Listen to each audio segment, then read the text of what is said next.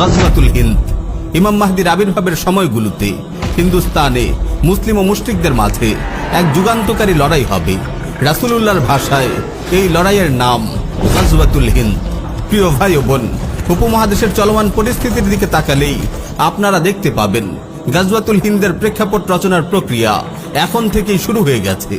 হিন্দুত্ববাদের কালো কুয়াশায় দ্রুত ঢেকে যাচ্ছে উপমহাদেশ। এই নিয়ে বিভিন্ন মজলিসে আমরা পূর্বেও আলোচনা করেছি। পরিবর্তিত পরিস্থিতির সঙ্গে সঙ্গতি রেখে আমরা সামনেও আলোচনার ধারা অব্যাহত রাখব ইনশাআল্লাহ। গাজওয়াতুল হিন্দ রাসূলুল্লাহর প্রতিশ্রুত এক মুবারক জিহাদ, যে জিহাদে অংশগ্রহণ করার জন্য স্বয়ং সাহাবায়ে কেরামও লালায়িত ছিলেন। সুনানে নাসাই, মুসনাদ আহমদ, মুস্তাদরাক হাকিম সহ আরো অনেক হাদিস গ্রন্থে বর্ণিত একটি হাসান হাদিসে এসেছে, সাইয়্যিদুনা আবু হুরায়রা রাদিয়াল্লাহু তাআলা আনহু বলেন, রাসূল সাল্লাল্লাহু আলাইহি ওয়াসাল্লাম আমাদেরকে গাজওয়াতুল হিন্দের প্রতিশ্রুতি দিয়েছেন, আমি যদি সেই জিহাদ পেয়ে যাই তাহলে আমি আমার জান মাল সবকিছু তাতে কুরবান করব। এতে যদি শাহাদাত বরণ করি তাহলে আমি হব শ্রেষ্ঠ শহীদ, আর যদি গাজী হয়ে ফিরে আসি তাহলে আমি হব জাহান্নামের আগুন থেকে মুক্তিপ্রাপ্ত আবু হুরায়রা।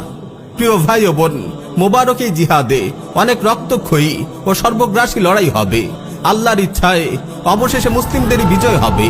নুআইম বিন হাম্মাদ সংকলিত কিতাবুল ফিতানে বর্ণিত একটি হাদিসে এসেছে, রাসূল সাল্লাল্লাহু আলাইহি ওয়াসাল্লাম ইরশাদ করেন, লা ইয়াগজুয়ান্নাল হিন্দা লাকুম জাইশুন ইফতাহুল্লাহু আলাইহিম হাত্তা ইয়াতু বিমুলুকিহিম মুগাল্লালিনা বিসসালাসিল ইয়াগফিরুল্লাহু যুনুবাহুম ফায়ানসারিফুনা হিনা ইয়ানসারিফুন ফায়াজিদুনা ইবনা মারইয়ামা বিশাম। তোমাদের একটি দল হিন্দুস্তানে লড়াই করবে, আল্লাহ তাআলা সেই দলের যোদ্ধাদের বিজয় দান করবেন। তারা হিন্দুস্তানের শাসকদের শিকল দিয়ে বেঁধে টেনে আনবে, আল্লাহ তাআলা সেই দলের যোদ্ধাদের ক্ষমা করে দেবেন। অতঃপর মুসলিমরা সেই যুদ্ধ থেকে ফিরে এসে ঈসা বিন মারইয়াম আলাইহিস সালামকে সিরিয়ায় পেয়ে যাবে।